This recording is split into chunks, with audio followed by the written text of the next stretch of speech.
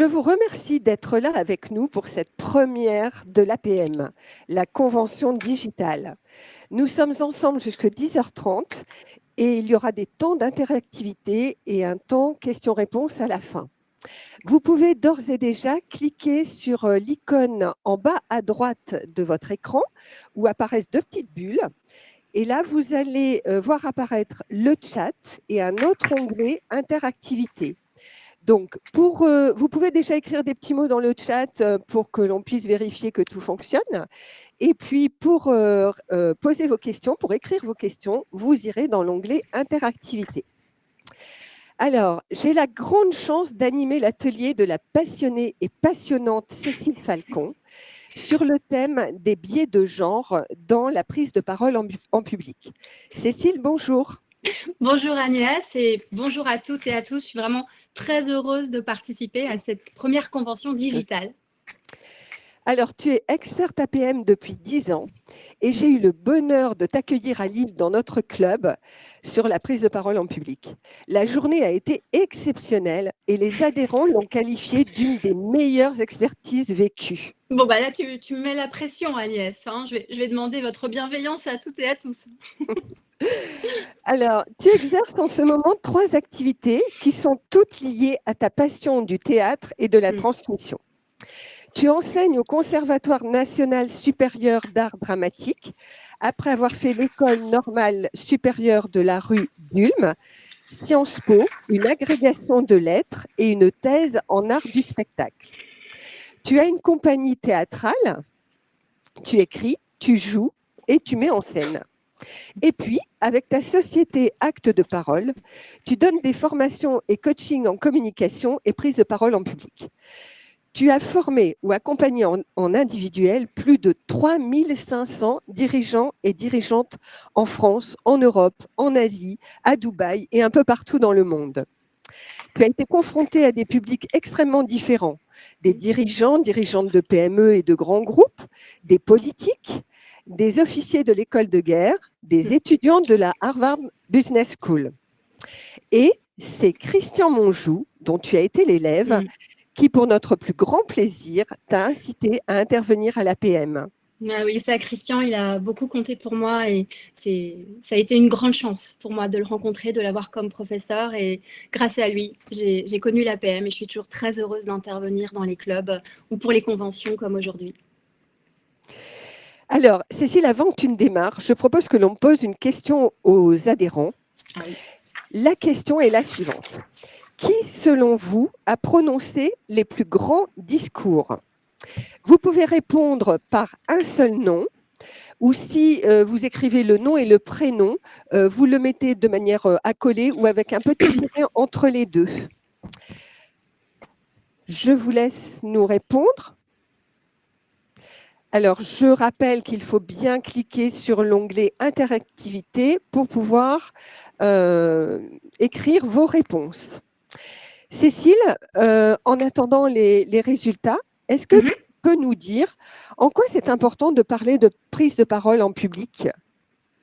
Alors, effectivement, pour des dirigeantes et des dirigeants, la prise de parole en public, eh bien, elle est au cœur de votre vie professionnelle. Vous passez votre temps à être en connexion avec les gens. Ça peut être devant des groupes, en individuel, dans des conversations. Ça peut être dans des moments extrêmement formels ou des moments très informels au contraire. Ça peut être en présentiel, ça peut être en visio. Mais en tout cas, à chaque fois, ce sont des moments décisifs, c'est-à-dire des moments où il faut convaincre des investisseurs, remporter un marché, où il faut négocier avec un fournisseur, discuter avec un client, où il faut motiver vos équipes, transmettre votre vision, parler avec des journalistes. Bref, à chaque fois, ce sont des moments décisifs. Et en fait, je trouve que c'est vraiment intéressant et important pour vous d'avoir une vision éclairée de tout ce qui se joue dans ces moments de prise de parole en public. Alors, tiens, c'est marrant, c'est Churchill qui arrive en premier. On a Martin Luther King, De Gaulle, Obama, quand même Simone Veil, Steve Jobs, Mandela, Cicéron, oui, l'histoire. Alors, c'est intéressant, vous voyez, c'est révélateur. Et je m'attendais un petit peu à ça, mais je ne pensais pas qu'il y aurait Churchill en premier. Donc, c'est très intéressant. Ce sont dans leur immense majorité, des hommes, puisque les grands orateurs que nous avons en tête, ce sont des personnages historiques, ce sont des personnages qui ont eu des postes politiques, et donc, bien dans le passé, il n'y a pas eu beaucoup de femmes qui ont eu le pouvoir, hein, c'est en train de changer, mais oui, très intéressant. On verra après d'où ça vient, et nécessairement, ça joue dans notre ressenti. Alors, de mon côté, je vais commencer après cette courte introduction d'Agnès, et je t'en remercie beaucoup. Je voudrais commencer par une petite expérience. Je vais vous demander de visualiser une scène de la vie quotidienne sous la préhistoire. La préhistoire, qu'est-ce qui vous vient à l'esprit ? Quelles sont les premières images qui viennent? Est-ce que vous pouvez les écrire sur le mur de questions qui est dans interactivité? Comme ça, je vais les voir apparaître au fur et à mesure et pouvoir les commenter. Vraiment, qu'est-ce qui vous vient à l'esprit tout de suite? Qu'est-ce que vous visualisez? Alors, pour l'instant, je n'ai pas accès à vos réponses, mais je pense qu'elles vont venir. Voilà. La question est posée sur le mur de questions. Qu'est-ce que vous visualisez quand vous pensez à la préhistoire? Oui. Alors, je vois effectivement cette première réponse, la chasse, les mammouths, la découverte du feu, mais est-ce que vous voyez qui fait ces actions? Qui fait ces activités? Alors, très certainement, vous ne le marquez pas dans le mur de questions, mais assez souvent, on visualise plutôt naturellement des hommes en train de chasser, les mammouths, autre chose, et puis peut-être parfois des hommes en train de peindre dans la grotte, et puis on visualise aussi des femmes qui sont en train de s'occuper des enfants, ou pas. Et ça, ces images-là, elles sont naturelles. Et moi-même, quand je suis allée visiter la grotte Chauvet, vous savez, qui est une magnifique grotte de plus de 36 000 ans en Ardèche, qu'est-ce que j'ai vu dans le musée? Des reproductions avec des mannequins d'hommes et de femmes préhistoriques, les hommes debout en train de peindre ou de chasser, et la seule femme représentée assise en train de mettre des bottes fourrées à son enfant. Eh bien là, on a des stéréotypes. Parce qu'en fait, des découvertes récentes ont montré que les femmes aussi peignaient les peintures rupestres. Il y a des études notamment du CNRS sur la taille des mains. On a découvert aussi que les femmes chassaient, et les femmes chassaient aussi du gros gibier. Et donc, ces visions un peu stéréotypées que nous avons des activités des hommes et des femmes sous la préhistoire, on voit bien qu'elles viennent de notre éducation, de notre culture, de l'histoire, de tout ce qui nous a été transmis, de ce qu'on peut voir dans les musées, comme ce que j'avais vu à la grotte Chauvet. Et on se rend bien compte que ce sont des stéréotypes, c'est-à-dire des représentations mentales qui circulent dans la société, donc on a en commun, et qui simplifient des représentations d'individus ou de groupes d'individus. Il faut les distinguer des préjugés. Les préjugés, qu'est-ce que c'est? Ce sont des opinions individuelles a priori, qui ne circulent pas forcément dans la société et que l'on base sur quoi? Eh bien, sur des informations erronées ou sur notre propre expérience individuelle. Un jour, j'ai pris un taxi, c'était un grand homme blond aux yeux bleus, il était désagréable. Bon, tous les chauffeurs blonds aux yeux bleus sont désagréables. On voit que c'est absurde, mais parfois les préjugés fonctionnent comme ça. On voit aussi que les préjugés sont aussi nourris des stéréotypes. Et puis, le troisième genre, c'est ce qu'on appelle les biais. Les biais, c'est une découverte des années 70 de la psychologie cognitive, et ce sont des associations implicites inconscientes. C'est-à-dire qu'on ne s'en rend pas compte, elles sont en fait le fruit de notre évolution qui a demandé à ce que nous puissions survivre, et donc ça vise à, dans un univers, je dirais, assez complexe, simplifier les choses pour pouvoir agir rapidement. Et du coup, nous n'en avons pas conscience par définition, mais nous faisons des associations. Et si vous en avez envie, je vous incite fortement à faire un test sur un site de Harvard, dont le lien sera dans la bibliographie que vous pourrez trouver en lien avec cet atelier, où vous pouvez tester vos associations implicites qui vont être liées soit au genre, soit à la couleur de peau, soit à l'origine ethnique, soit au poids, soit à l'association maths, sciences, hommes, femmes. Il y a des choses extrêmement diverses, et c'est c'est très intéressant. Pourquoi j'ai choisi de m'intéresser aux biais? Parce qu'au fur et à mesure de mon expérience de coach et de formatrice, eh bien, j'ai fait ces découvertes, ces lectures, et ça m'a passionnée et ça a vraiment nourri ma pratique. Et donc, je trouve que pour vous, c'est important aussi que vous puissiez prendre conscience de vos biais, ça rend plus humble, ça aide à se remettre en question soi-même, ça aide aussi à regarder et à écouter les autres différemment. Et puis, il peut évidemment y avoir un lien avec votre pratique de dirigeant ou de dirigeante, à la fois pour vous, pour votre propre impact dans vos prises de parole en public, mais aussi pour le groupe des gens que vous avez, de vos équipes qui doivent avoir des talents et qui parfois s'autocensurent, qui parfois se limitent. Donc, il y a ce potentiel qu'il faut absolument libérer. Donc, c'est dans cet état d'esprit que je vais faire cet atelier avec vous. Un premier temps sur que sont les biais en général et les biais de genre. Un deuxième temps sur les biais dans la prise de parole en public. Et puis, un troisième temps sur des conseils pratiques pour vos prises de parole. Alors, Cécile, avant qu'on aborde la première partie, on a des petits commentaires parce qu'apparemment, ça grésille. Est-ce qu'il est possible pour toi d'enlever tes écouteurs? D'accord. Alors, je vais enlever mes écouteurs. Peut-être que ça va me faire sortir. Et à ce moment-là, je reviendrai tout de suite. D'accord. On fait ça. On fait ça. On fait ça. Très bien. Alors, pendant que Cécile… Alors, je ne suis pas sortie. Est-ce que vous m'entendez toujours? Oui. Donc, ça fonctionne mieux? Ça grésille encore un tout petit peu.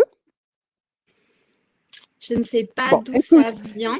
C'est mieux, c'est mieux. Donc, on va… Quand même mieux? Oui, on va continuer. Donc là, on aborde la première partie qui est « Mais que sont les biais? De quoi parle-t-on exactement ?» Alors, je vais répondre à cette question. Je vais essayer d'articuler pour que le grésillement soit le moins désagréable possible.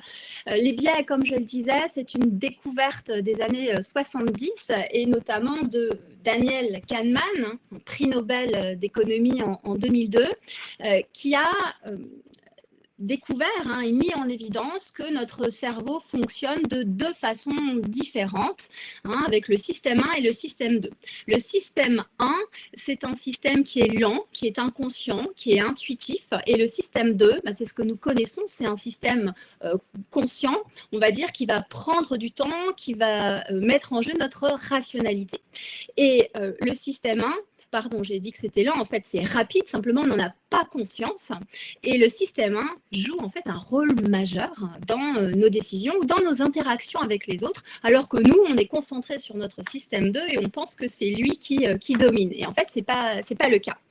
Donc, ce livre est passionnant et les biais, vous en avez certainement entendu parler, surtout par rapport aux biais cognitifs qui ont été aussi présentés par Olivier Sibony dans ce livre formidable. Je vais juste vous donner quelques exemples de biais. On a par exemple le biais de confirmation. Qu'est-ce que ça veut dire? Ça veut dire que quand vous avez une opinion préalable, eh bien, les gens qui vont intervenir dans un débat et qui vont trouver des arguments en lien avec vos idées, eh bien, en fait, vous allez être plus d'accord avec leurs arguments qu'avec ceux éventuellement d'une partie adverse. En gros, on cherche toujours à confirmer ce qu'on pense déjà. Et c'est ce qu'on voit dans les réseaux sociaux, comme vous le savez. Il y a aussi ce qu'on appelle l'erreur d'attribution. Je voyais certains ont cité Steve Jobs comme grand orateur. Justement, on peut avoir tendance à ramener aux qualités intrinsèques d'un individu sa réussite et au contraire à sous-estimer complètement le rôle des circonstances, le rôle du contexte.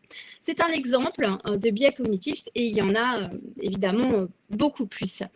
Moi, j'aimerais me concentrer sur ce que Daniel Kahneman appelle les évaluations primaires, c'est-à-dire quand vous rencontrez quelqu'un pour la première fois, eh bien, inconsciemment, donc dans votre système 1, il y a une évaluation qui se fait sur deux critères. Le premier, c'est la fiabilité de cette personne. Est-ce qu'elle a de bonnes ou de mauvaises intentions à mon égard?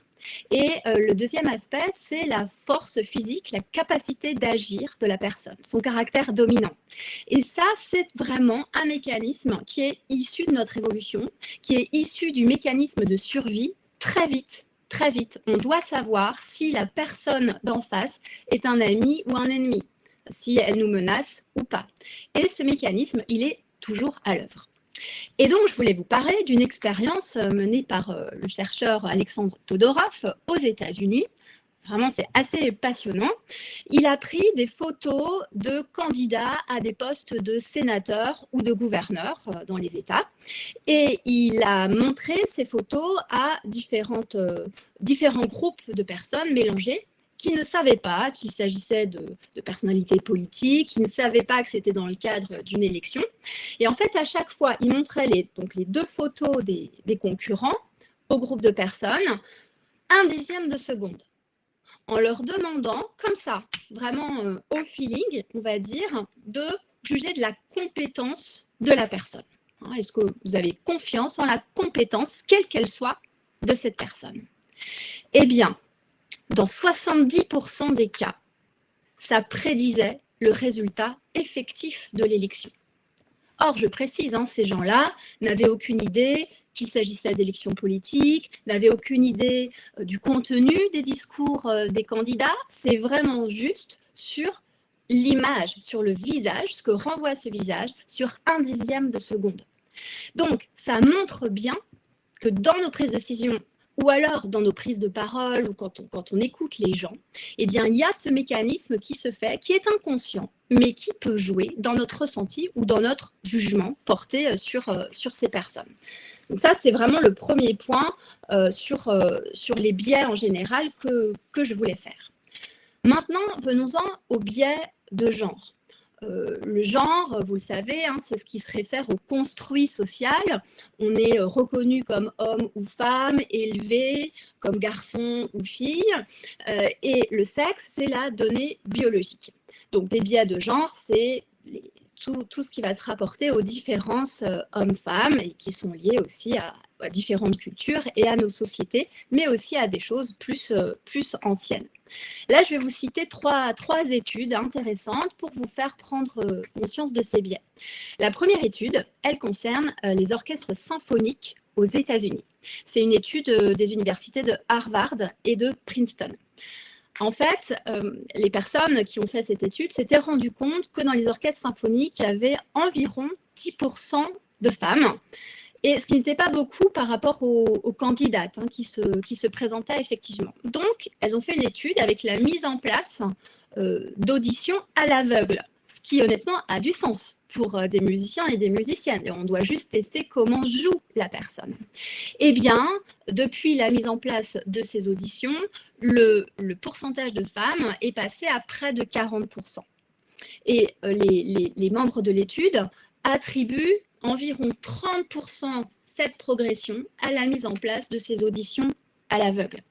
Je pense que dans le jury, les gens n'avaient pas conscience d'avoir un biais. Ils pensaient objectivement juger la valeur d'un musicien ou d'une musicienne. Mais les auditions à l'aveugle ont bien montré qu'en fait, parfois, il y avait autre chose qui était en jeu. La deuxième étude, elle concerne la perception de l'ambition. Et c'est une étude de cas très connue aux États-Unis qui avait été faite à Columbia et à NYU. En fait, c'est un professeur qui présentait à ses étudiants et ses étudiantes une étude de cas.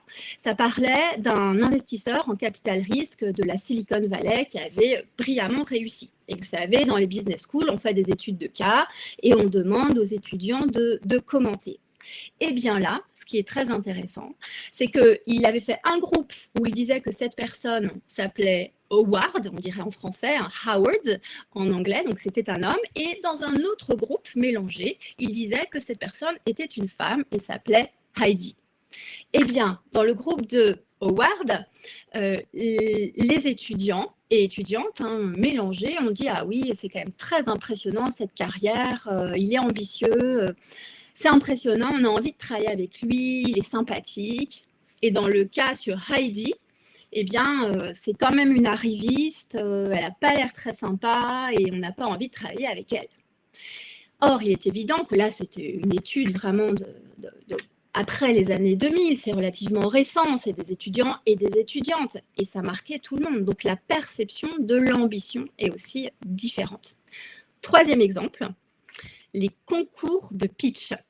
Alors, aux États-Unis, il y a beaucoup de concours où de jeunes créateurs d'entreprises viennent défendre leurs projets devant des investisseurs. Et on avait remarqué que c'était quand même souvent un peu plus les hommes qui gagnaient ces concours. Donc, une étude a été faite, alors cette fois c'est l'université de Harvard, une étude de 2014, qui a fait un test où cette fois, la présentation, le pitch, était vraiment sur un PowerPoint avec une voix off. Et donc, tous les arguments étaient dits par la voix. Simplement, dans un groupe, la voix était masculine. Dans le deuxième groupe, la voix était féminine. Eh bien, les textes étaient les mêmes, les arguments étaient les mêmes, et qu'est-ce qu'ils ont vu? C'est que les hommes avaient 60% de plus de chances d'être choisis par les investisseurs. Ce qui est un biais énorme. Or, vous vous doutez bien que les investisseurs, ils pensent juger rationnellement sur la validité du projet, sur les arguments mis en place, sur le business plan, sur toutes les perspectives qui sont données. Ils ne pensaient pas écouter différemment parce que c'était une voix d'homme ou parce que c'était une voix de femme. Donc, ces études sont vraiment importantes pour prendre la mesure de ces biais. Alors, ce sont des biais, mais aussi des stéréotypes intériorisés, c'est-à-dire que tout cela est mélangé. On sent bien qu'il y a une boucle entre ce qui se passe dans la société, les stéréotypes, les préjugés et les biais qui peuvent nourrir tout ça. Mais c'est absolument essentiel de s'en rendre compte. Mais alors, Cécile, c'est horrible ce que tu nous décris. Si en plus c'est inconscient, est-ce que ça veut dire qu'on ne peut rien faire? Je bois un petit peu pour améliorer le grésillement, mais j'espère qu'il a cessé depuis. C'est vrai qu'au début, moi, quand j'ai découvert ces études, je me suis dit, mais qu'est-ce qu'on peut faire? Alors, premièrement, je vais te répondre par 4 niveaux, si tu veux. Je crois que c'est important de le savoir. Parce qu'il faut avoir de l'information, il faut que la connaissance progresse. Ça aide à se remettre en question soi-même. Quand on prend une décision, quand on choisit quelqu'un, en fait, par quoi on est influencé vraiment? On prend du recul vis-à-vis de soi-même et ça, c'est utile. Deuxièmement, c'est important aussi pour se libérer de l'autocensure. Et là, je vais vous parler d'une autre expérience qui a été menée en France sur un groupe d'élèves de 6e et de 5e. On leur faisait passer, en fait, un test de géométrie. Mais dans un groupe, on leur disait, là, c'est une épreuve de maths. Et dans l'autre groupe, on leur disait, non, là, c'est une épreuve de dessin. Eh bien, ce qui est fou, c'est que les filles sous-performaient dans l'épreuve dite de maths et les garçons sous-performaient dans l'épreuve dite de dessin. Alors que c'était exactement la même chose qui était demandée. Alors, dans ces cas-là, les spécialistes parlent plus d'intériorisation du stéréotype, mais enfin, un stéréotype dont on n'a pas conscience forcément, c'est aussi de l'ordre du biais, selon moi. Donc, ils n'avaient pas conscience de ça, et pour autant, ce stéréotype, il est tellement intériorisé qu'il va y avoir ce qui s'appelle une menace du stéréotype, et donc, on va limiter ses capacités cognitives. Il y a aussi des études récentes avec des neuroscientifiques, l'imagerie cérébrale, pour voir qu'il y a une surcharge qui se passe à un moment, une surcharge émotionnelle qui fait que la personne, sous-performe. Ça, c'est vraiment important de le savoir, même pour vos enfants, parce que si on leur dit, il y a eu des expériences où si on racontait avant l'histoire d'une femme, d'une fille qui avait très bien réussi en mathématiques, en sciences, c'est-à-dire que si on oriente un peu, eh bien là, les résultats sont très bons. Donc, savoir qu'il existe cette menace du stéréotype ou qu'il existe cette forme de stress, ça aide aussi à s'en libérer. Troisièmement, une autre expérience a été menée qui va montrer qu'une figure d'autorité, et donc pour vous en tant que dirigeant ou en tant que manager, ça vous montre le rôle essentiel que vous pouvez avoir. C'est d'abord une étude qui a été menée à Stanford sur des étudiants en mathématiques à un très haut niveau, et après, le même type d'étude a été menée en France dans une école d'ingénieurs. C'était vraiment un test de mathématiques, pour le coup, mais dans un cas, dans un groupe, voilà, c'était un test normal. Dans l'autre groupe, le professeur disait, bien, là, c'est un test où les filles réussissent aussi bien que les garçons. Eh bien, ce qui est fou, parce que comme ça, on n'y croit pas, ce qui est fou, c'est que dans le groupe où le prof a dit « les filles réussissent aussi bien que les garçons », les filles ont réussi aussi bien que les garçons. Dans le groupe où rien n'a été dit, les filles ont sous-performé. Donc, ça montre que la parole d'une figure d'autorité, d'un manager, d'un dirigeant qui dit « je te nomme à ce poste, tu es capable de le faire » ou « oui, tu vas avoir cette prise de parole stressante, mais je crois en toi, tu réussis aussi bien que les autres », eh bien, ça joue dans la performance de façon effective. C'est quand même très, très impressionnant comme résultat. Et pour vous donner un autre exemple pour messieurs, il y a eu une autre expérience, cette fois sur un test qu'on disait de sensibilité sociale, ou bien on disait que c'était du traitement de l'information. Quand c'est un test dit de sensibilité sociale, les hommes sous-performent. Et au contraire, ils réussissent très bien quand on leur dit que c'est juste du traitement de l'information. Et c'est l'inverse pour les femmes, comme vous pouvez vous en douter.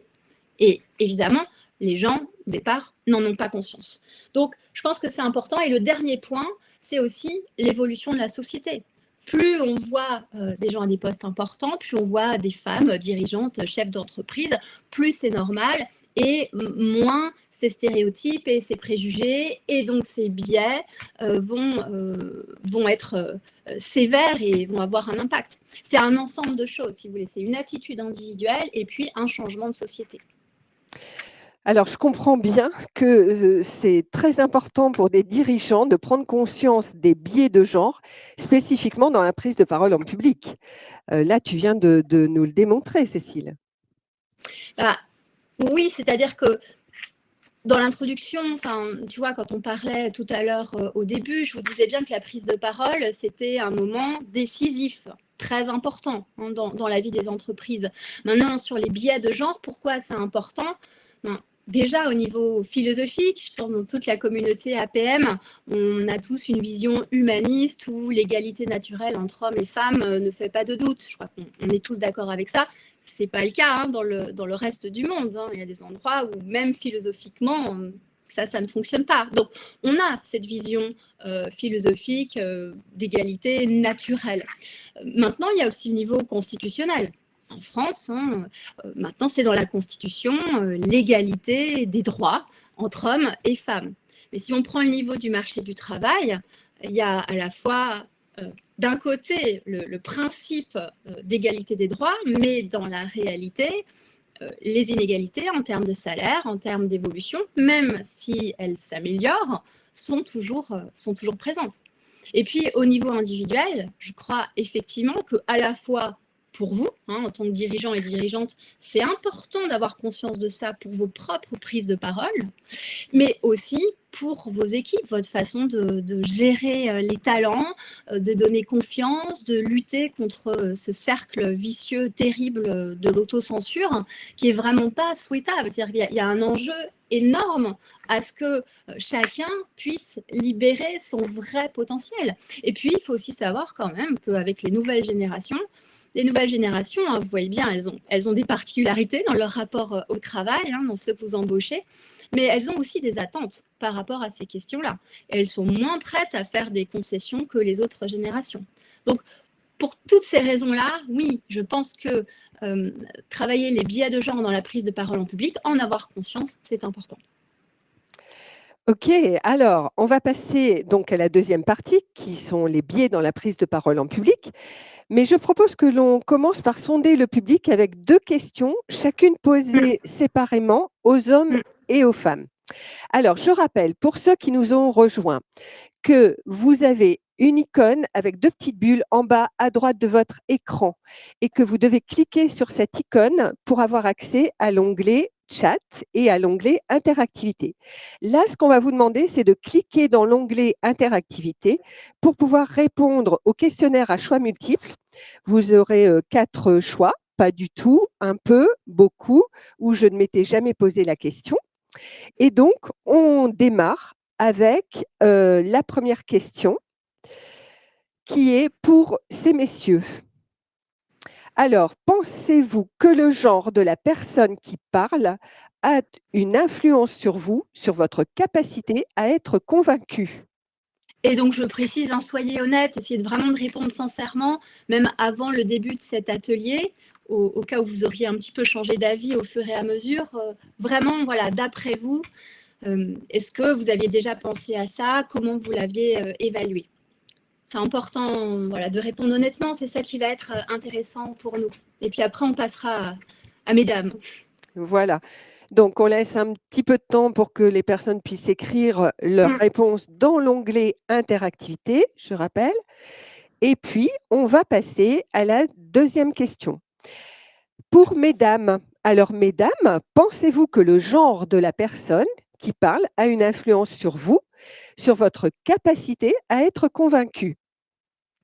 Donc là, on va laisser un petit peu de temps pour mesdames, voilà, pour obtenir quelques réponses, toujours en cliquant sur l'onglet interactivité. On fait exprès de ne pas donner les résultats au fur et à mesure, Voilà. parce qu'il ne faut pas s'influencer les uns les autres. Voilà, c'est ça. Et là, on peut passer donc à la deuxième question pour les messieurs. Messieurs, pensez-vous que quand vous prenez la parole dans un contexte professionnel, le fait que vous soyez un homme joue un rôle dans votre capacité à convaincre les autres? Donc là, on va leur laisser un petit peu de temps aussi à ces messieurs. Moi, j'ai hâte de prendre des notes pour voir les résultats. Alors, certainement que ça va être intéressant de voir les réponses. Et on peut maintenant donc passer à la deuxième question pour mesdames. Mesdames, pensez-vous que quand vous prenez la parole dans un contexte professionnel, le fait que vous soyez une femme joue un rôle dans votre capacité à convaincre les autres? Et donc là, nous voyons déjà les réponses. Moi, je ne les vois pas encore. Ah ah. C'est la régie qui doit les voir. Oui, alors là, normalement, les résultats vont apparaître à l'écran et tu pourras ainsi les commenter. On va voir là vraiment ce que ça donne parce que est-ce qu'il y avait conscience ou pas de ça? Oui. Alors, est-ce que tu vois les résultats? Alors, ça apparaît très petit. Est-ce que tu veux que je te les indique? Oui, je veux bien. Je veux bien. Alors, pour les messieurs, pensez-vous que le genre de la personne qui parle a une influence sur vous, sur votre capacité à être convaincu? On a 33% de un peu, 33% de je ne m'étais jamais posé la question, 21% beaucoup et 16% pas du tout. C'est très intéressant. Très intéressant. On va voir s'il y a une différence avec les femmes, justement. Alors, mesdames, pensez-vous que le genre de la personne qui parle a une influence sur vous, sur votre capacité à être convaincu? 43% un peu, 22% je ne m'étais jamais posé la question et 17% beaucoup, 17% pas du tout. Donc, ce qui est vraiment intéressant, en gros, vous êtes tous d'accord pour dire un petit peu, mais ce qui me marque, c'est le je ne m'étais jamais posé la question. Hein, ça, c'est vraiment intéressant et j'espère qu'avec cet atelier, vous poserez la question. Ça ne veut pas dire que ça doit devenir une obsession du tout, mais ça veut dire que, en fait, parfois, ça joue un rôle et justement, on n'en a pas conscience. Alors, voyons la suite, parce que ça, c'était vous quand vous êtes convaincu. Voilà. Maintenant, alors, à la question, messieurs, quand vous prenez la parole dans un cadre professionnel, le fait d'être un homme joue-t-il un rôle dans votre capacité à convaincre?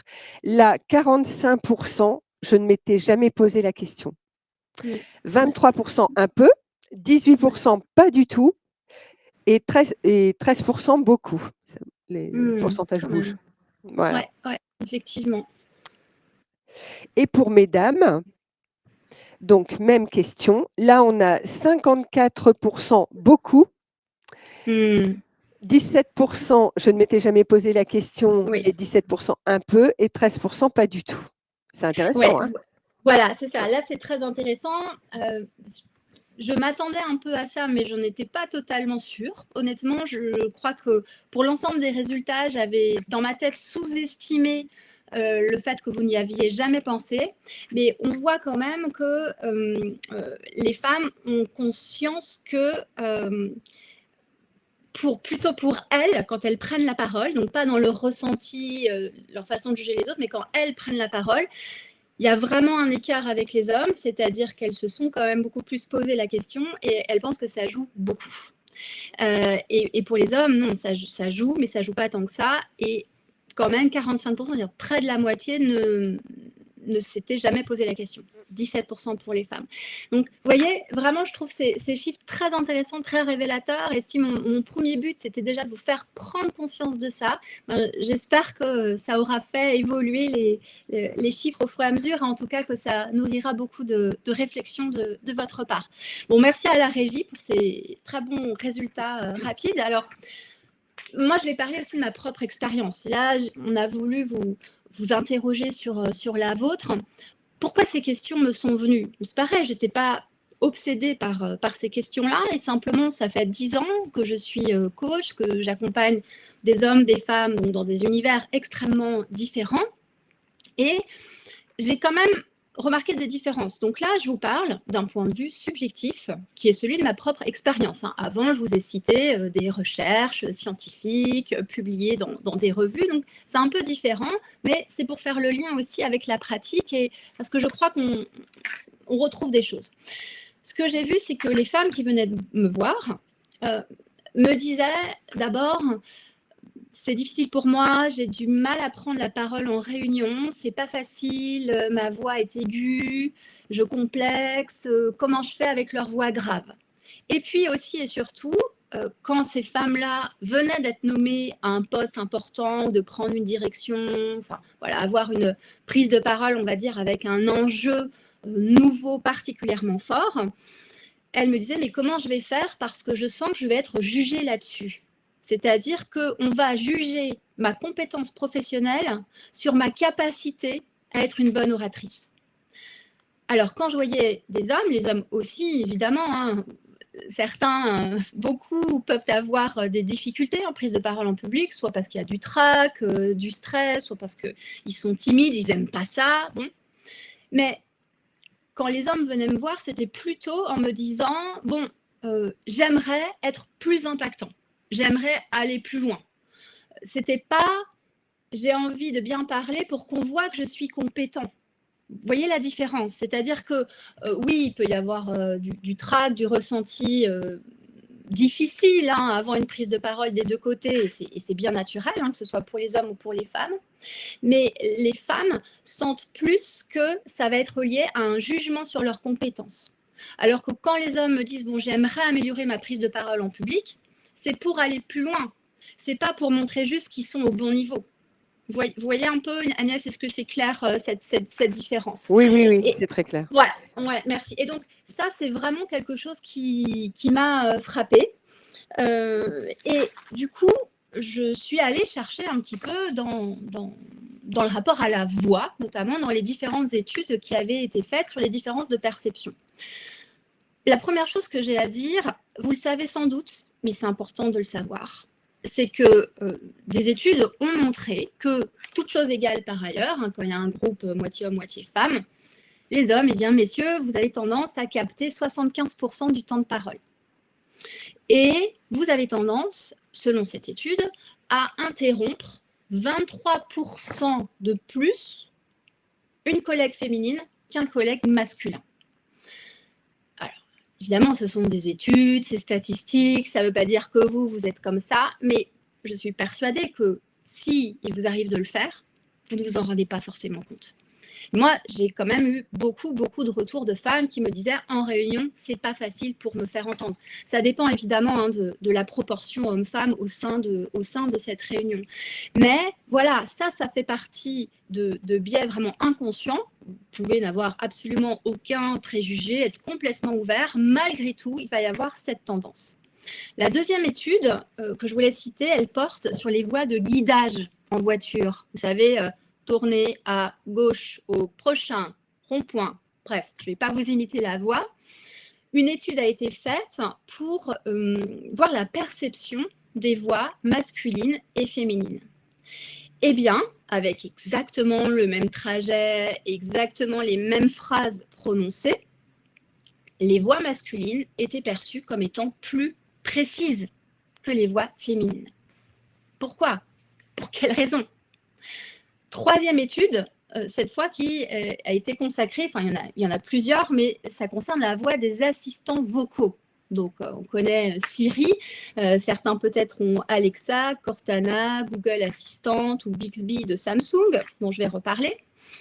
Il y a eu au départ un scandale autour de ces voix des assistants.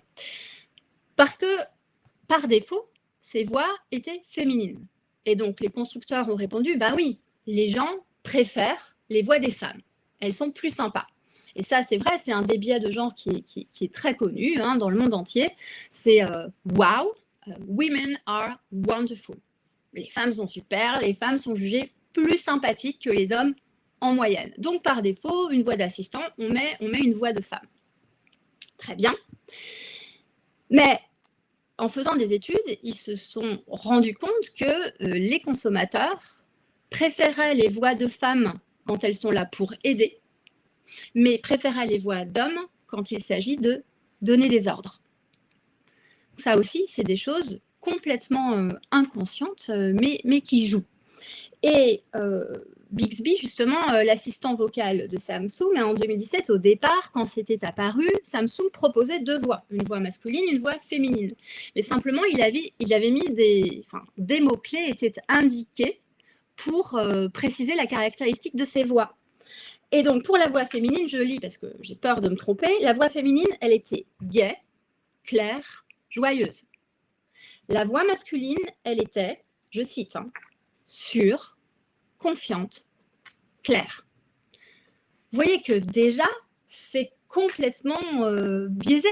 C'est-à-dire que ce choix des voix, il y a cette association entre la voix masculine et l'autorité, la fiabilité, et une association entre la voix féminine et quelqu'un de sympa qui est là pour aider. Et en fait, le scandale est venu du fait que quand les gens, malheureusement, ça arrive, injurient Siri, eh bien, quand on disait par exemple « Hey Siri, tu es une, salope », Siri répondait « Si je pouvais, je rougirais ». Et donc, il y a eu un rapport à l'UNESCO qui s'intitulait comme ça pour dire quand même il y a un problème, il ne faudrait pas utiliser il ne faudrait pas créer des réponses de ce type, mais là, je ne vais pas rentrer, c'est un autre débat sur les commentaires sexistes. Moi, ce qui m'intéressait, c'est le rapport à la voix. Et vous voyez, on fait complètement le lien avec ce qu'on avait vu sur les pitchs auprès des investisseurs. C'est-à-dire que quand on changeait la voix, eh bien, la voix masculine était préférée. Que faire avec ça ? Eh oui, alors je profite pour faire une petite aparté pour les auditeurs. Je vous propose de déjà, dès maintenant, poser vos questions dans l'onglet interactivité, les questions que vous voulez poser à Cécile. Et il y aura donc un temps à la fin pour les réponses et pour les questions et réponses.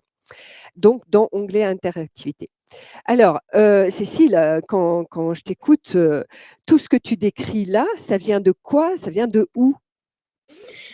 Comme vous vous en doutez, ça vient de notre histoire. Et puisqu'on parle de culture occidentale, ça vient de la Grèce antique. Ça vient de l'Antiquité. Et pour cela, je vais beaucoup m'appuyer sur le livre de Mary Bird, qui est une spécialiste d'antiquité grecque et latine, qui est prof à Cambridge. Bon, le livre est paru aussi en français depuis. Le livre s'intitule « Les femmes et le pouvoir ». Et le premier chapitre porte sur justement la prise de parole, la voix publique des femmes. Et en fait, dans ce chapitre, elle met l'accent sur un épisode de l'Odyssée d'Homère. Alors, je vous ramène un peu en Grèce antique. La guerre de Troie a eu lieu. Ulysse essaie de rentrer chez lui, c'est tout le propos de l'Odyssée d'Homère, et chez lui, il y a la fidèle Pénélope qui l'attend, et son fils Télémaque qui grandit de jour en jour. Et vous imaginez bien que pendant tout ce temps-là où Pénélope est seule, où Ulysse ne revient pas de la guerre, au bout d'un moment, eh bien, il y a des prétendants, des hommes prétendants qui se disent non mais Ulysse doit être mort et on va épouser, moi j'aimerais épouser Pénélope. Donc il y a des prétendants. Il y a une soirée qui est organisée pour ces prétendants, au cours de laquelle eh bien, un naëd, c'est-à-dire un poète, musicien, chanteur, chante justement le chant triste du difficile retour des héros grecs chez eux. De ce retour de la guerre de Troie. Donc, Il chante exactement ce que Pénélope est en train de vivre. Et Homère décrit Pénélope très, très peinée par ce qu'elle entend. Et il montre qu'elle descend, parce qu'elle était dans ses appartements à l'étage, elle descend et il la décrit, elle est en larmes. Elle est en larmes et elle dit à la aide, s'il vous plaît, est-ce que vous pourriez jouer autre chose parce que c'est vraiment trop dur pour moi. Alors, elle ne le dit pas comme ça, hein, je rejoue la scène. Et là-dessus, Télémaque, son jeune fils adolescent, lui dit « Mère, retourne dans tes appartements, reprends tes travaux, ta toile, ta quenouille. Le discours, c'est à nous, les hommes, qu'il appartient. » Il y a aussi cette autre traduction, discourir est l'affaire des hommes. Que veut nous dire Mary Beard à travers cet épisode de l'Odyssée d'Homère? C'est qu'évidemment, les femmes n'avaient pas droit à la parole publique, même à l'intérieur de leur propre maison. Mais on pourrait se dire, mais oui, mais on sait, en Grèce, il y avait une démocratie, mais les femmes n'étaient pas citoyennes, il y avait aussi de l'esclavage, donc c'est juste les hommes citoyens qui avaient droit de parler. Oui, mais c'est pas que ça, ça va plus loin, parce qu'elle, ce qu'elle explique, et ça va vous intéresser, messieurs, c'est que la parole publique est vue comme un attribut de la virilité. C'est-à-dire qu'on devient un homme, on devient véritablement un homme, quand on est capable de prendre la parole en public. Et donc ça explique aussi la pression que peuvent subir les hommes sur « je dois être un bon orateur ». Parce que être un homme, c'est être un bon orateur. Être une femme, c'est plutôt se taire. Et elle explique qu'évidemment, dans l'Antiquité, il y a des femmes qui ont tenté d'agir. Mais dans ces cas-là, les textes disaient qu'elles étaient androgynes, c'est-à-dire des femmes qui ne sont plus des femmes. Et ça, c'est quelque chose aussi de courant hein, qu'on peut entendre dans les remarques. On se moque de leur voix aiguë. On compare leur voix aiguë à celle d'animaux. Et les seuls discours que les femmes ont le droit d'avoir, c'est des discours où elles défendent leurs époux, enfin leur époux ou leurs enfants. Hein, donc, on voit même maintenant hein, les mères de soldats, les femmes de soldats ont le droit de prendre la parole, ou alors quand elles sont victimes. Quand elles sont victimes, elles peuvent prendre la parole, et notamment dans tous les débuts de la chrétienté, évidemment, les martyrs, les femmes martyrs chrétiennes prennent la parole pour donner leur foi. Là c'est tout à fait possible. Et si vous regardez encore maintenant, je vous avais demandé c'est qui a écrit les plus grands discours. Et évidemment, vous avez cité des leaders politiques, historiques, Churchill, De Gaulle, mais aussi qui défendaient des droits, Martin Luther King, Gandhi. Et Simone Veil est apparue, mais Simone Veil, effectivement, apparaît souvent avec son combat en lien avec l'IVG. Et si on cherche sur Google à l'heure actuelle les grands discours de femmes, en fait, on tombe sur des discours féministes. Voilà, les femmes prennent la parole pour parler des femmes. Mais les femmes qui prennent la parole pour parler de l'ensemble de la communauté, bien sûr qu'il y en a de plus en plus, mais elles ne sont pas encore rentrées dans l'histoire en tant qu'oratrices. Et même, vous voyez, j'avais regardé le discours de Marguerite Yourcenar quand elle rentre à l'Académie française. Bon, là, on est vraiment dans autre chose. Elle lit un magnifique texte, mais il n'y a pas de travail d'oratrice. Ça, c'est plutôt général à l'Académie française, mais ça dépend des cas. En tout cas, ça pèse encore maintenant. Et pour finir sur l'Antiquité, Mary Beard cite aussi un maître à penser du IIe siècle qui explique dans un livre, alors je cite parce qu'à chaque fois je trouve ça dingue, « Devant des étrangers, tout aussi pudiquement qu'elle se garde d'ôter ses vêtements, une femme doit se garder d'exposer sa voix. » C'est quand même assez fou, hein. Je répète, devant des étrangers, tout aussi pudiquement qu'elle se garde d'ôter ses vêtements, une femme doit se garder d'exposer sa voix. C'est-à-dire que c'est impudique de parler. Prendre la parole en public, c'est comme être toute nue. Alors, bien sûr, on va dire que ce n'est plus le cas maintenant. Mais dans notre rapport à la prise de parole, eh bien, il y a quand même cet héritage-là qui pèse, c'est indéniable. C'est indéniable. Mais alors, Cécile, si c'est un héritage du passé, comment on s'en sort?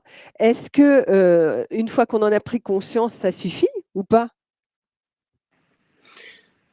Alors, je pense que c'est déjà important de le savoir. C'est important de le connaître, important de savoir d'où ça vient, important de savoir que ça peut jouer sur nous, même inconsciemment, même avec la meilleure volonté du monde, des hommes comme des femmes. Il y a ce poids de l'histoire. Mais le savoir, ça permet de s'en libérer. Ça permet aussi de se motiver, de se dire, bon, ok, là j'ai peur de prendre la parole en réunion. Bon, vous pouvez penser à Mary Bird et vous dire, non, allez, je vais prendre la parole, je peux le faire, j'en suis largement capable. Je ne vais pas rester dans ce cercle vicieux d'autocensure. Donc ça, c'est vraiment important. Mais, il ne s'agit pas non plus, messieurs comme mesdames, de se dire, bon, bah, très bien, je vais prendre la parole comme ça et se jeter dans le vide. C'est-à-dire que prendre la parole en public, ce n'est pas quelque chose de naturel, c'est quelque chose de culturel. Et donc, ça se travaille. Bon, ça, c'est mon credo. Vous le savez, quand j'interviens dans les clubs, il faut une démarche professionnelle. Il faut travailler pour pouvoir contourner ces biais et les dépasser. C'est complètement possible. Oui, c'est d'ailleurs ce que tu avais fait quand tu es venu à Lille au cours de la journée de ton expertise. Alors, on va aborder donc la troisième partie, les conseils pratiques pour le discours public. Et maintenant, qu'est-ce qu'on fait? Ouais, et maintenant, qu'est-ce qu'on fait? Pour ça que j'aime bien, vous voyez, tout ce préalable théorique, d'études, d'arrière-plan historique, quand même, il permet d'introduire un contexte. Mais maintenant, je suis d'accord, qu'est-ce qu'on fait? Alors, première chose à se dire, et vous le savez, mais je le redis parce que je sais quand j'interviens dans les clubs que c'est important de se le redire, la qualité d'orateur ou d'oratrice, elle n'est pas innée. C'est de l'acquis, c'est du travail, ça fait partie des compétences professionnelles. Et nous, souvent, dans notre éducation, dans les études qu'on a faites, eh bien, on ne les a pas... on n'a eu aucun moyen, on ne nous a donné aucune méthode, on nous a dit allez-y, passez l'oral du bac, passez les oraux des concours, mais sans nous expliquer les choses. Si on n'était pas au club théâtre à côté, on ne savait pas comment faire. Donc ça, c'est la première chose. La deuxième, et là je vais faire le lien avec les évaluations primaires de Kahneman, c'est l'importance du langage non verbal. Pourquoi le langage non verbal est important? Pourquoi c'est important qu'en tant qu'orateur ou oratrice, vous puissiez le maîtriser? Parce que c'est ce que les gens analysent tout de suite inconsciemment. Ils ne s'en rendent pas compte, mais ça joue dans leur ressenti. La première chose, c'est votre rapport à l'espace.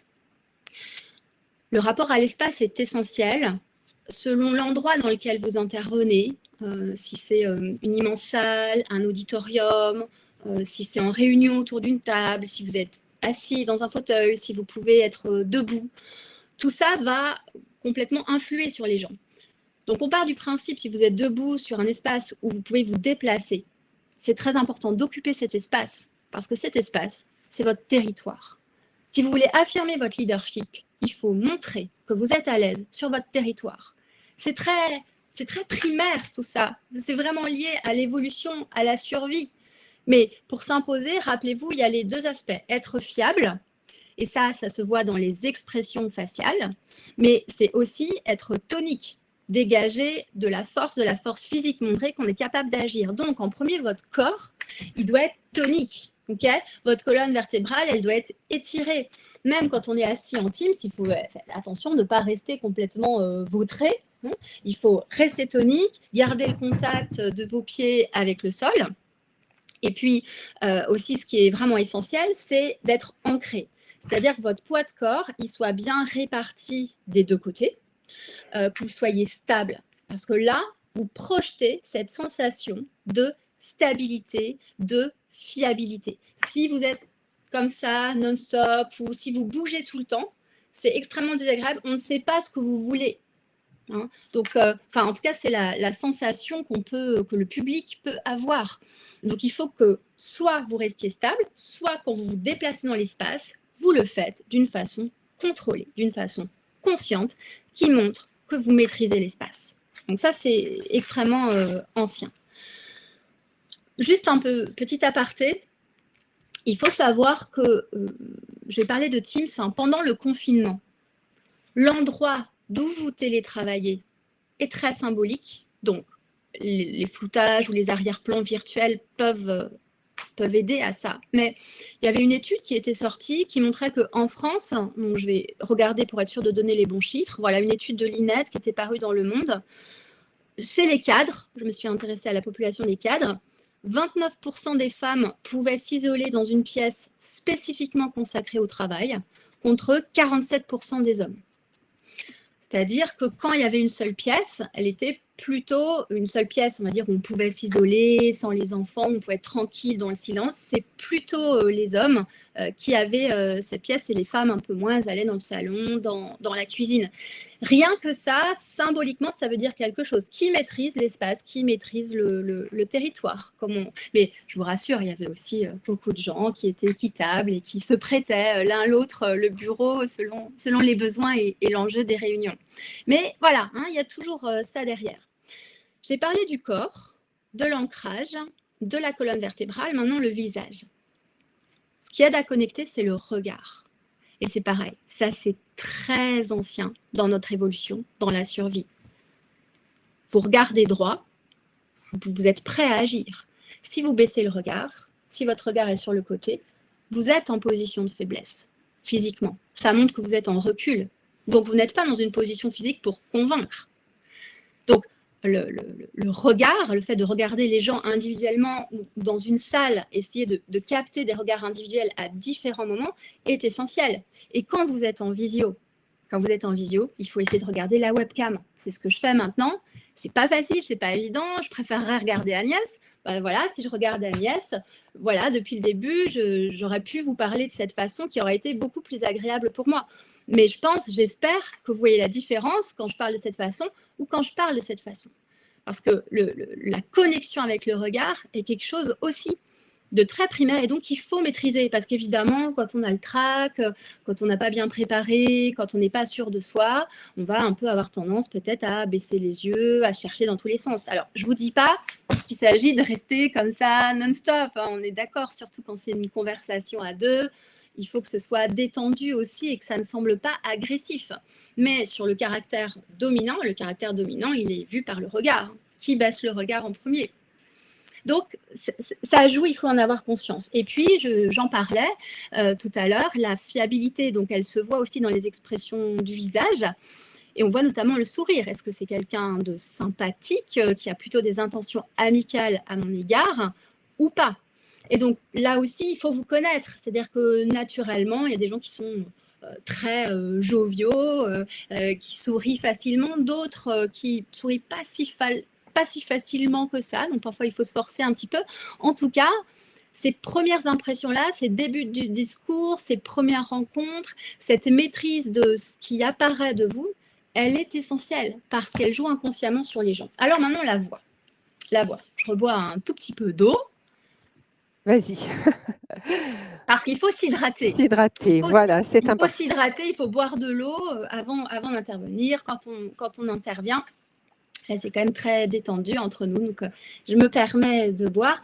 La voix, on a beaucoup parlé des différences de perception entre la voix des hommes et la voix des femmes. La voix des hommes, naturellement, biologiquement, est plus grave que la voix des femmes. Bien sûr, il y a aussi des cas où c'est un peu entre les deux, hommes comme femmes. Je pense qu'à vous comme à moi, il m'est plusieurs fois arrivé au téléphone de pas du tout savoir si c'était un homme ou une femme. Ça arrive très souvent parce qu'il y a aussi des voix qui sont un peu entre les deux. Mais globalement, les hommes ont des voix plus graves, les femmes ont des voix plus aiguës, c'est normal. Maintenant, ça ne veut pas dire qu'il faut en rester là et se dire, bon, bah c'est comme ça, oui, j'ai une voix aiguë, les hommes... ne s'en rendent pas compte, mais ils sont peut-être dérangés par ça. Non, il faut quand même la travailler. C'est-à-dire qu'il y a voix aiguë et voix aiguë, pour les hommes comme pour les femmes. C'est-à-dire que votre voix, il faut réussir à bien la placer là où elle résonne le mieux. Je le dis souvent, et je pense que vous l'avez remarqué, j'ai moi-même une voix assez aiguë, assez légère. Si je me laissais aller, peut-être que je parlerais comme ça. Si je parlais comme ça sur toute ma conférence, je pense que ce serait assez insupportable pour vous. Il y aurait plus que des grésillements. Bon, à l'inverse, si je veux avoir un petit peu plus d'autorité, en tout cas, si je veux avoir de la puissance vocale, de donner du volume, je vais la placer à cet endroit-là. ma voix pour autant n'est pas grave comme celle d'un homme, mais moi j'ai la sensation d'avoir une voix plus grave. Vous voyez la différence de placement, de résonance entre cette voix-là et cette voix-là. Et vous voyez bien que vous n'auriez pas le même impact si vous parlez comme ça ou bien si vous parlez comme ça. Donc ça, il faut que les femmes sachent le faire.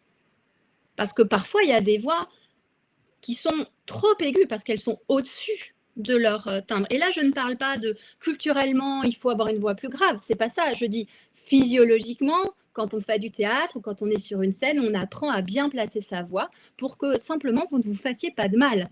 C'est-à-dire trouver le bon placement qui correspond à votre corps, qui correspond à votre physiologie, où votre voix résonne le mieux. Et ça, souvent, vous ne la travaillez pas. Et messieurs, dans les clubs, moi, je me rends compte qu'il y en a aussi beaucoup qui sont un peu au-dessus de leur médium, qui ont la voix un peu placée au-dessus et vous ne profitez pas de vos graves. Vous ne profitez pas de cette voix grave-là. Donc, c'est vraiment intéressant de vous dire que la voix, elle a un tel effet sur les autres, mais qu'il faut la travailler. Il faut la travailler et ça ne vient pas comme ça. Et pour cela, il faut bien sûr maîtriser votre respiration abdominale. Là, je ne vais pas vous faire l'atelier maintenant, mais renseignez-vous. Beaucoup la connaissent déjà, la pratique peut-être avec du yoga notamment, tout ce qui est la réflexologie. La maîtrise de la respiration abdominale, c'est vraiment ce qui va vous permettre de contrôler vos émotions, gérer votre trac, parce que c'est normal d'avoir le trac avant une prise de parole. Et aussi, ça va vous permettre de gérer le placement de votre voix, ça va vous permettre d'avoir du volume, s'il est essentiel que vous ayez du volume dans une réunion ou dans une prise de parole où il n'y a pas de micro. Par ailleurs, même s'il y a un micro, ou même quand vous êtes en Teams où il y a votre prise de son, faites attention, parce qu'il ne faut pas se faire avoir par le côté « Ah bah oui, je suis en Teams, du coup, je peux parler comme ça ». Non, votre voix, elle indique aussi de l'énergie. Elle indique la tonicité de votre corps. Donc, quand vous voulez convaincre, c'est pareil. On est très primaire. Le volume de la voix, la clarté de la diction, de l'articulation, ce sont des éléments qui vont compter, qui vont être reçus inconsciemment par les gens en face, hein, par vos auditeurs, par ceux que vous voulez convaincre. Et ça a un impact. Mais c'est pareil, l'articulation, ça ne s'invente pas. Ça se travaille et c'est technique. Alors, ça, c'est tout ce qui concernait le langage non verbal, on va dire, qui compte vraiment pour 80%, on va dire, de l'acte de communication. Il y a aussi, bien sûr, les mots que vous employez, comment vous les formulez. Et là, je voudrais peut-être citer en particulier le fameux syndrome de l'imposteur, qui touche beaucoup les femmes, qui touche aussi les hommes, parce que j'ai parlé des biais de genre, mais il y a beaucoup d'autres choses qui peuvent rentrer en ligne de compte, que ce soit le handicap, la couleur de peau, une origine sociale particulière, votre histoire, simplement votre histoire personnelle, psychologique, familiale, voilà, c'est très intime, en fait, hein, votre rapport à la prise de parole. C'est pour ça qu'il faut être extrêmement délicat quand on la travaille. Mais du coup, ce syndrome de l'imposteur, donc il peut exister chez les deux. Et comment ça va se traduire? Eh bien, qu'est-ce que je remarque dans les discours? Souvent, c'est la tendance à dire nous tout le temps, à se cacher derrière le collectif, sous prétexte d'être dans un leadership qui inclut les autres. Ce qui est bien, hein, je ne vous dis pas de faire le contraire, je ne vous dis pas d'être seul en vertical face à vos équipes. Mais il faut aussi dire je. Moi, j'ai vu beaucoup de femmes qui avaient tendance à ne jamais dire je, ne pas dire je pense, c'est mon avis, mais à toujours se réfugier derrière le collectif. Il y a aussi des hommes qui font ça. Donc, soyez attentifs à ce type d'expression. Et bien sûr, j'ai conscience là, dans le public APM, les femmes qui sont là, vous êtes des dirigeantes, donc sans doute, vous êtes à l'aise dans la prise de parole en public, même si on peut toujours mieux faire. Vous n'avez peut-être pas le syndrome de l'imposteur puisque c'est vous qui avez créé votre entreprise ou pris ce poste avec votre ambition. Mais malgré tout, pensez aussi à vos équipes. Pensez que les gens autour, vos collaborateurs, vos collaboratrices n'ont peut-être pas cette personnalité-là et ils ont besoin du petit coup de pouce qu'on a vu plus tôt sur le rôle du manager, le rôle de la figure d'autorité qui dit « tu es capable de faire ça ». Donc attention au « je », nous. Attention aussi aux expressions comme petit, je vais vous présenter un petit peu, toute cette façon de diminuer les choses par peur d'en faire trop. Donc, soyez vigilants là-dessus. Et aussi, parfois, les jeux, il y a des élisions. C'est-à-dire, je vais vous dire, je suis. Non, je vais vous dire, je suis. Bon, toujours cette façon un peu de s'auto-censurer, de se limiter. Donc, soyez vraiment vigilants et vigilantes par rapport à ça. Et si vous remarquez justement quelqu'un qui prend la parole et qui ne dit jamais je, dites-lui, donnez du feedback. Dites-lui pourquoi tu mets pas assez, mets en valeur ce que tu penses vraiment, dis je, soyez attentif à ça, vous allez aider les autres, vous allez les coacher et ça ne peut que créer de l'émulation. Et puis il y a aussi les excuses. Pardon, je suis désolée, ah oui, c'est toujours lié à la fois au syndrome de l'imposteur et aussi au syndrome de la bonne élève, qui est un peu plus féminin, avec ce côté,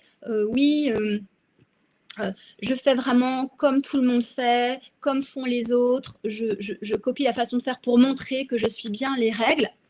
Et moi, j'ai envie de vous dire, en prise de parole en public, c'est aussi faites-vous comme vous le sentez, c'est-à-dire osez changer les règles. C'est pas parce que tout le monde est assis autour de la table que vous pouvez pas vous lever pour présenter et utiliser l'espace parce que vous vous sentez plus à l'aise de cette façon. C'est pas parce que de tout temps le directeur de telle organisation a commencé ses réunions comme ça, a fait un plan comme ça, qu'il faut faire pareil. Vous sentez-vous libre de changer la façon d'organiser les prises de parole, les lieux, les réunions. Ça, c'est vraiment, vraiment important. Alors, j'aurais comme ça beaucoup de conseils à donner dans tous les sens, mais je pense que maintenant, j'ai envie que vous ayez du temps pour toutes les questions que vous avez à poser et qu'éventuellement, on rentre plus encore dans les cas particuliers ou des conseils pratico-pratiques en lien avec la prise de parole. Oui, Cécile, en effet, on va passer maintenant aux questions. Juste encore un petit rappel, dans l'onglet interactivité, vous écrivez vos questions à cet endroit-là pour qu'elles puissent nous apparaître voilà, en retour. Si vous voyez une question qui est déjà inscrite, vous pouvez cliquer sur le petit cœur, puisque ainsi ça va faire remonter la question en haut et elle sera plus facilement posée. Alors, en attendant que les questions arrivent, Cécile, j'ai envie de te poser une première question. Comment prend-on la parole en réunion ? Ah oui, c'est vrai que j'ai dit que c'était parfois pas facile de prendre la parole en réunion dans les retours que j'avais.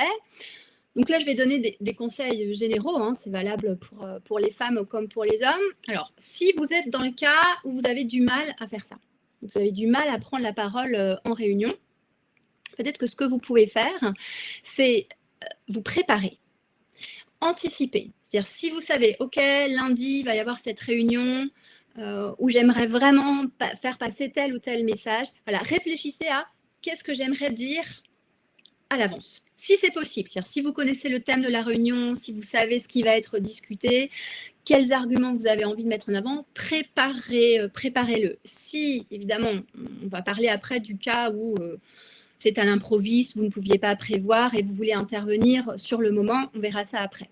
Si vous pouvez anticiper, faites-le.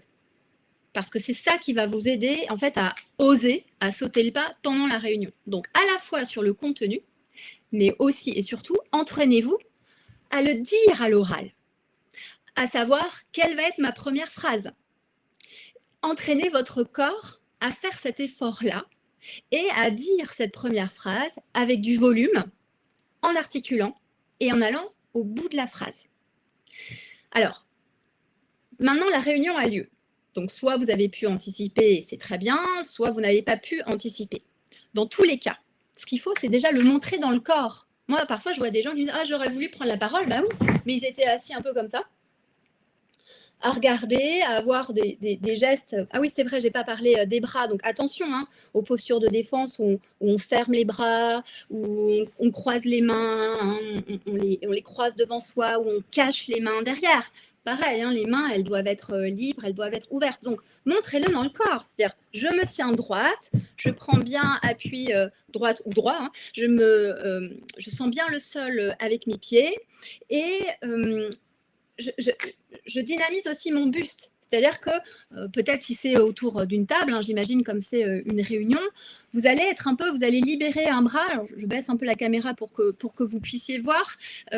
Vraiment, mettez un bras en avant, soyez en appui et montrez avec votre respiration. Vous savez, souvent, on prend un peu d'air avant de prendre la parole. Montrez que vous êtes dans cette dynamique-là. Et ensuite, quand vous la prenez, donc à la fin de l'intervention de quelqu'un, tout de suite, prenez une voix avec un bon volume et une bonne articulation, en sachant ce que vous allez dire. C'est-à-dire que même si vous inventez sur le moment, même si votre première phrase, elle est un peu bateau, merci Stéphane d'avoir argumenté de cette façon, moi j'aimerais vous proposer un autre argument. Voilà, ça vous fait une petite transition avant de dire ce que vous avez à dire. Mais au moins, la première chose, elle est claire, elle est avec une bonne voix, elle est articulée et vous regardez les gens. Mais en tout cas, c'est investir le corps en premier. Ok, alors, nous avons une question qui est intégrez-vous, Cécile, dans vos analyses, les biais d'âge et de génération? Alors, c'est vraiment une excellente question. Vous avez complètement raison. C'est vrai que les études, moi, que j'ai vues, ne précisaient pas toujours ça. Ce qu'on sait quand même dans les études, c'est que sur les figures d'autorité qui dégagent plus d'autorité, c'est plutôt, on va dire, des hommes de plus de 50 ans. Mais ensuite, je n'ai pas eu de... Je vais chercher ça et je l'indiquerai si je trouve des références parce que je pense que ça doit exister sur une femme jeune, un homme jeune. C'est sûr que un homme, même jeune, paraîtra plus une figure d'autorité. Encore une fois, hein, je dis ça statistiquement en général, hein, c'est pas prédictif, qu'une femme jeune. Mais en revanche, est-ce que une femme de plus de 50 ans va avoir autant d'autorité qu'un homme de plus de 50 ans? Je ne pense pas non plus. Mais là, pour le coup, je n'ai pas d'études précises là-dessus, mais c'est clair qu'il y a des effets de génération. Des effets d'âge. Ça joue sur aussi, ça dépend quel âge vous avez, hein, ça joue sur la perception du physique. Hein. On peut aussi avoir un certain âge et être hyper dynamique et impressionné énormément. Donc, en tout cas, oui, ça joue, mais comme plein d'autres facteurs dont je n'ai pas parlé, sur les origines culturelles, sur comment vous êtes habillé, tout cela joue. Ce sera intéressant de voir plus en détail. Oui, absolument, vous avez raison. Et est-ce que, Cécile, tu ne penses pas que l'expérience joue? C'est-à-dire qu'on peut être très jeune et avoir l'habitude de prendre la parole, et plus on la prend, plus on est à l'aise pour la prendre, ou alors avoir un certain âge et n'avoir pas d'expérience. Et est-ce que tu penses que ça joue?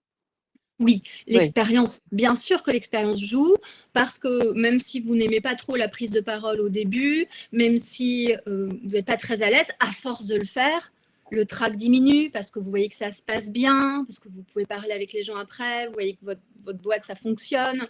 Donc, ça vous rassure, du coup, vous vous libérez. Le danger de ne se reposer que sur l'expérience, c'est que vous pouvez aussi vous contenter de quelque chose qui fonctionne, mais qui pourrait être peut-être encore mieux. Ou alors de ruser, de biaiser en, oui, faisant des interventions, mais en refusant certaines. Quand il y a trop de monde, par exemple, ou refuser une interview en direct à la télé parce que ça vous fait trop peur. Juste l'expérience, ça compte. Ça ne suffit pas. Ça dépend aussi, vous, les challenges que vous vous mettez. Si de temps en temps, vous vous dites, allez, là, il faut que j'aille à un niveau un peu plus fort, il faut que j'aille plus loin, il faut que je me sorte de ma zone de confort. Il ne faut pas non plus trop rester dans votre zone de confort de l'expérience et tester d'autres situations. D'accord. Alors, tu as parlé de la gestuelle quand on est Oui. assis au cours d'une réunion, assis ou assise. Oui. Maintenant, il y a plusieurs questions sur la gestuelle donc dans une prise de parole. Et si on imaginait être debout, qu'est-ce que tu nous conseilles de faire avec nos mains, nos bras? Alors, c'est vrai, au départ, je pensais que je ne pouvais pas me lever parce que j'avais mon casque, mais en fait, je n'ai plus le casque. Donc, je peux me lever et je vais parler assez fort pour que vous puissiez m'entendre. Vous m'entendez bien, là? Oui, on t'entend. Oui, oui. Vous m'entendez? Bon, vous m'entendez. Bref, avec les mains, ce qu'il faut, c'est éviter ça, ça, ça, les mains dans les poches, ou rester tout le temps comme ça. Donc, idéalement, vous pouvez... le conseil que je donne et que donnent beaucoup de coachs, mais il ne faut pas voir ça d'une façon caricaturale et penser à Angela Merkel, c'est simplement de poser vos mains comme ça. C'est-à-dire, elles sont vraiment, voilà, elles sont parallèles au sol et c'est détendu. Elles ne sont pas croisées. C'est ça qui est important. L'idée, ça vous rassure les 3, 4, 5 premières secondes et ensuite sur la première idée, vous avez nécessairement un bras qui sort, une main qui sort et l'autre qui sort. En fait, sur les mains, c'est vraiment une histoire de détente. Il ne faut pas se forcer à faire des gestes mécaniques, ça va se sentir. Chacun peut avoir son style. Moi, je parle beaucoup avec les mains naturellement. D'autres personnes vont avoir un style plus sobre. Mais ce qui va être important, c'est dans ce début de discours, de vérifier que vous ne commencez pas mal. Donc, si vous voulez tranquilliser les choses, vous faites ça avec vos mains, ou alors vous ne les touchez pas, mais en tout cas, ne démarrez pas d'une façon fermée. Démarrez toujours d'une façon ouverte et après, faites confiance, ça vient. Ça peut être aussi sur la première idée, vous libérez un bras, sur la deuxième idée, vous libérez l'autre bras et après, généralement, c'est bon. D'accord, très bien. Non, en tout cas, il ne faut pas se faire essayez de ne pas se faire une fixation là-dessus. Empêchez au début. Voilà. Oui, mais là, c'est très clair. En plus, comme tu l'incarnes, on voit très bien ce qu'il faut faire et ne pas faire. J'ai une autre question. Alors, comment faire en tant que manager pour casser, entre guillemets, cela au maximum au sein de nos entreprises? Donc, tu en as un peu parlé. Quelle est l'attitude d'un manager pour casser ça? Super question. Il y a plein de choses à faire. D'abord, puisqu'on parlait des réunions avant, être attentif en réunion à qui prend la parole, à qui coupe la parole, pour pouvoir, en tant que manager, dire attention, tu viens de couper la parole, laisse finir Christine ou laisse finir Gustave. Ça, c'est vraiment important qu'il y ait quelqu'un qui gère la réunion et soit attentif à ça. Comment la parole est distribuée? Est-ce que tout le monde peut parler? Si vous voyez une personne qui n'a pas osé prendre la parole, eh bien, donnez-lui la parole. Ou annoncez avant, au début de la réunion, au cours de cette réunion, j'ai envie que tout le monde prenne la parole. Vous pouvez même le dire avant, l'annoncer avant, comme ça tout le monde anticipe qui devra prendre la parole sur tel sujet, pour ne pas non plus prendre les gens à défaut et les mettre dans une situation de stress, le but n'étant pas là. En tout cas, vraiment sur cette gestion de la parole, moi je crois que la personne responsable de la réunion, elle est totalement capable de bien cadrer les choses dans la bienveillance, mais dans l'efficacité. Et avec de l'humour aussi, en se rendant compte, ah pardon, j'allais te couper la parole, finis ton propos, je vais reprendre après. Voilà, ça peut créer une saine émulation. Ça, c'est le premier point. Le deuxième point, dans votre façon de choisir des personnes pour leur évolution, les postes, les recrutements, ce qui va aider à lutter contre les biais, c'est de s'entourer de gens qui sont différents, c'est-à-dire de gens qui vont avoir un autre point de vue que vous, soit parce qu'ils n'ont pas le même genre, pas la même culture, pas le même âge, on parlait des différences de génération. Plus vous avez un panel de gens divers, plus il y a de chances que la décision qui sera prise avec les arguments des uns et des autres puisse être relativement objective ou en tout cas débiaisée. Et puis ensuite, au niveau individuel, eh bien, si, je prends l'exemple d'une femme et ça peut être valable pour un homme, évidemment, si vous dites, je crois en toi, tu es totalement capable de faire ça, je vais te nommer à ce poste, il faut, vous savez, l'ancien Premier ministre racontait une fois que toutes les femmes à qui il avait proposé d'être ministre, toutes, lui avaient dit, mais est-ce que vous pensez vraiment que j'en serais capable? Aucun des hommes ne lui a répondu ça.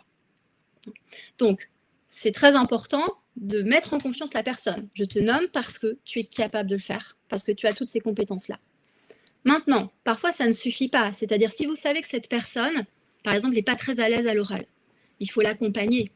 Il ne faut pas la laisser toute seule se jeter dans le vide sans accompagnement. Surtout pour vraiment des postes stratégiques au début où il va y avoir peut-être des négociations, des discussions difficiles.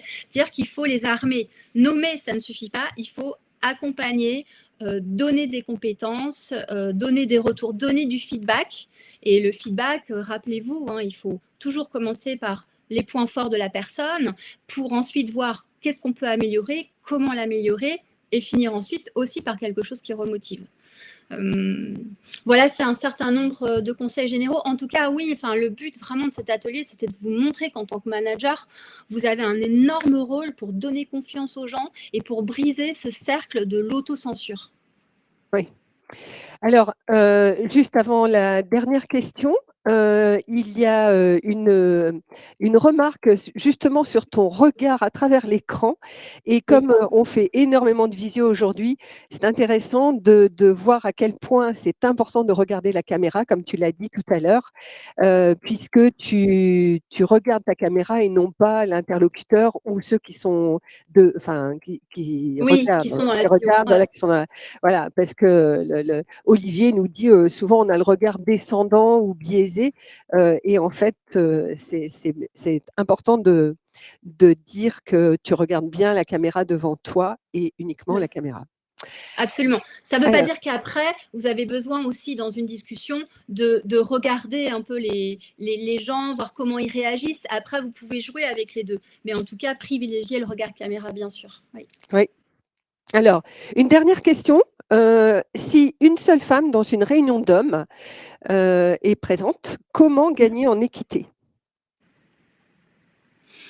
Il faut qu'elle puisse s'exprimer comme un autre homme dans la réunion, tout simplement. Oui, je pense que voilà, tu disais tout à l'heure la posture du corps, la voix, l'énergie que l'on met pour pouvoir prendre la parole. Oui, là, je ne voyais pas si la question, c'était du point de vue de cette femme ou du point de vue du manager ou Je d'une pense que personne c'est dans du la point de réunion. vue de la dame. Oui, alors, vous êtes toute seule. Dans une réunion, il n'y a que des hommes. Ça arrive souvent.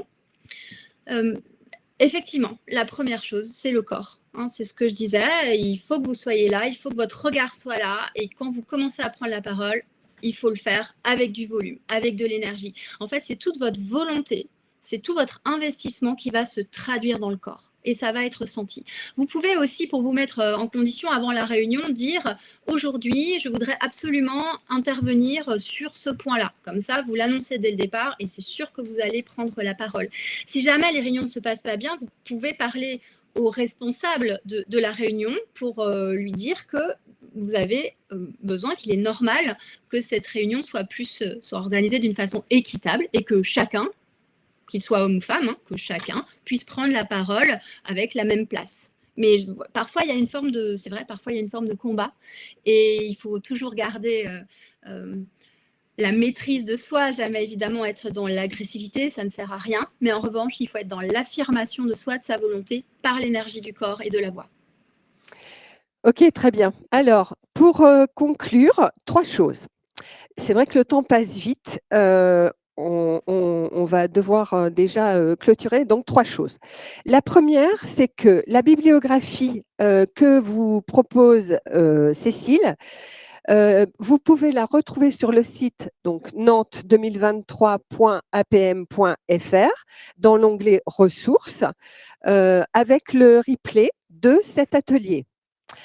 Deuxième chose, après cet atelier, à 10h30, vous avez une rencontre entre pairs qui dure 45 minutes. Donc, pour cela, vous allez dans la partie programme, donc là où vous êtes connecté, nantes2023.apm.fr, partie programme, et là, vous allez trouver un lien pour la rencontre entre pairs. Qu'est-ce que c'est la rencontre entre pairs? C'est tous ceux qui ont assisté à l'atelier vont pouvoir se retrouver de façon aléatoire à 2, 3, 4 personnes pour faire connaissance et éventuellement échanger sur l'atelier. Voilà, donc ça, c'est pas mal. Voilà. Et la troisième chose que je vous propose, c'est une question. Donc, toujours pareil, vous allez dans l'onglet interactivité pour nous répondre.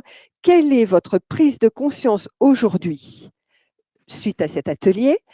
Je vous demande de la résumer en un seul mot-clé pour qu'on puisse faire apparaître un nuage de mots et que Cécile pourra commenter. En attendant, Cécile, je te remercie beaucoup et je te laisse le mot de la fin. Bah, écoutez, oui, le temps que le nuage de mots apparaisse, vraiment Agnès, je voulais beaucoup te remercier.